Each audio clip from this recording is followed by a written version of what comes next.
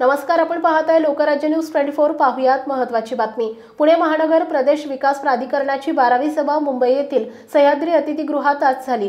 अध्यक्षस्थानी मुख्यमंत्री देवेंद्र फडणवीस होते। यामध्ये एकूण 12 विषयांवर चर्चा करण्यात आली।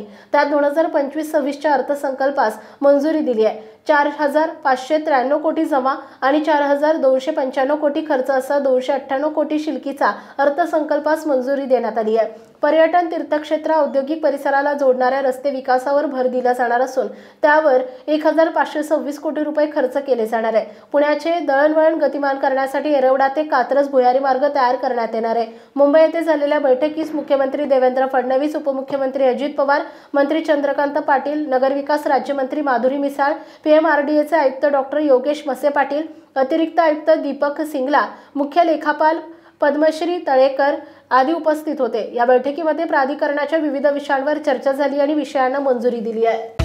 महाराष्ट्रातील महत्त्वाच्या आणि ताज्या बातम्या पाहण्यासाठी आजच आमच्या लोकराज्य न्यूज 24 न्यूज चॅनलला YouTube वर सबस्क्राइब करा आणि बेल आयकॉन प्रेस करा।